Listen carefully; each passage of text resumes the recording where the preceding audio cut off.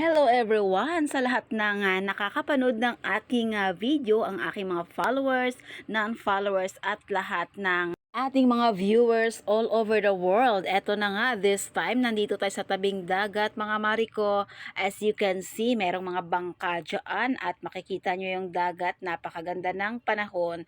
At napakasimple lamang tingnan, hindi ito yung dagat or yung beach na nakikita natin na typical na beach na pinagsiswimmingan ng ating mga kababayan or mga turista. So ito ay malapit sa fish port or bilihan ng isda. Literal talaga, ayan, ang bangka na yan ay kagagaling lang sa laot at ayan nga ang mga nanghuhuli ng isda at dadalhin nila dyan sa meron silang talagang pwesto dyan na pinagtitindahan.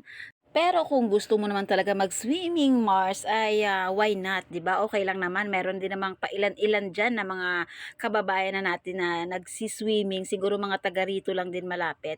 So, pero bihirang-bihira ka makakita dahil ito nga talaga ay malapit sa fish port at mga bangka diyan na nakaparking sa tabi ay nangunguha talaga sila, naglalaot sila para manguha ng isda at kanila nga ang ibebenta. So ito na yung mga hanap buhay nila dito, Mars, pag nandito ka nakatira malapit sa tabing dagat. Ayan, may mga bangka dyan, galing na yan dun sa laot at paano na, padaong na kumbaga, at may mga huli na siguro yan at ready na sila para magbenta ng kanilang huli. Papa, wow, amazing ka talaga, diba, Mars? Pag dito ka nakatira, pag masipag ka lamang ay hindi ka magugutom. Napakagaling talaga ni Lord, diba? Kumbaga, nasa tao ang gawa, nasa Diyos ang awa. Eka nga sa kasabihan, so nasa sa iyo na yan, Mars.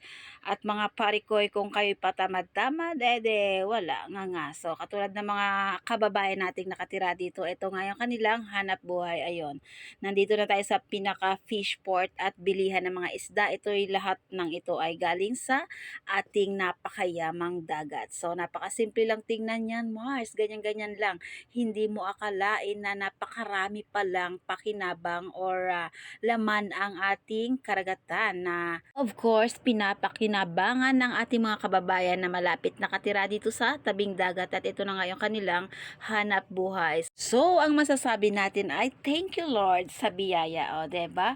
At yun na nga mga Mars, hanggang dito na lamang tatapusin na natin ang ating video, and maraming salamat sa pagtsatsagang manood, and see you again until my next video. Huwag kalimutan mag-like, comment down below at pakishare na rin. And God bless you all. Babush!